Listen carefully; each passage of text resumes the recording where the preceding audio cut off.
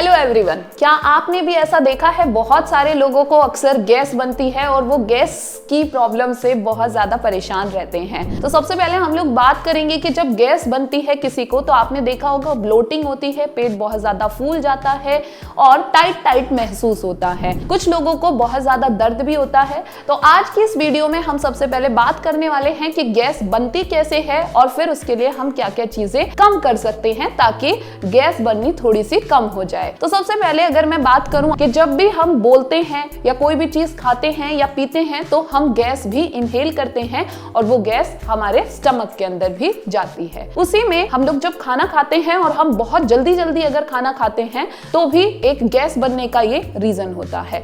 उसके साथ साथ जब हम खाना खाते हैं और खाना खाते खाते अक्सर किसी से बात करते हैं तो ये भी एक गैस बनने का रीजन है। साथ ही अगर हम कोई भी कार्बोनेटेड ड्रिंक पी रहे हैं तो ये भी गैस बनने का एक रीजन है। और इसके अलावा जैसे कि हम कोई भी कोल्ड ड्रिंक या जूस अगर पी रहे हैं स्ट्रॉ की हेल्प से तो उस टाइम भी हम बहुत सारी गैस को अपने अंदर लेकर जा रहे हैं। उम्र बढ़ने के साथ साथ आपने देखा होगा कि बहुत सारे लोगों में गैस बनने की समस्या जो है बढ़ जाती है। ऐसा क्यों होता है? क्योंकि जैसे जैसे हमारी उम्र बढ़नी शुरू होती है तो बहुत सारे एंजाइम्स कम हो जाते हैं और वो एंजाइम्स बहुत ज्यादा जरूरी होते हैं हमारे खाने को प्रॉपर्ली डाइजेस्ट करने में। तो जब हमारी बॉडी में वो एंजाइम्स की कमी हो जाती है तो हमारे फूड जो है प्रॉपर्ली डाइजेस्ट नहीं हो पाता है छोटी आंत में, और इसी वजह से हमारा जो भोजन होता है वो स्मॉल इंटेस्टाइन से लार्ज इंटेस्टाइन में चला जाता है जहां पर खाने का डाइजेशन होता है।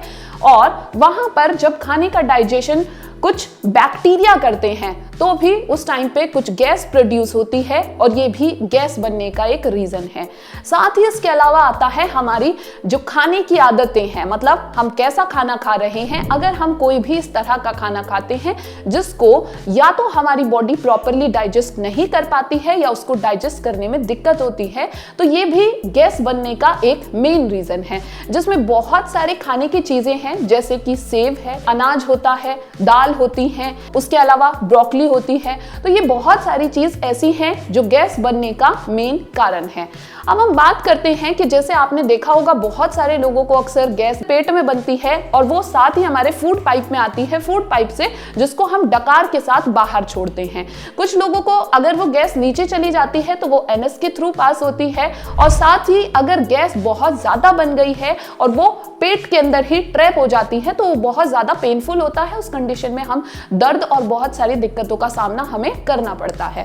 तो अब गैस से बचने के लिए हम क्या क्या कर सकते हैं? जैसे कि मैंने बताया कार्बोनेटेड ड्रिंक एक रीजन है, तो हम ऐसे ड्रिंक्स को अवॉइड करें। साथ ही अगर कुछ लोग ऐसे हैं जिनको बहुत ज्यादा गैस बनती है तो वो दूध और दूध से बने जितने भी प्रोडक्ट्स हैं उनको बाय बाय करें। उसके अलावा जब भी हम खाना खाते हैं तो ध्यान रखें कि खाना जो है बहुत जल्दी में ना खाएं और साथ ही खाने का वॉल्यूम भी कम रखें। मतलब ऐसा ना हो कि बहुत सारा खाना एक बार देखें तो बस खाने पे टूट ही पड़े।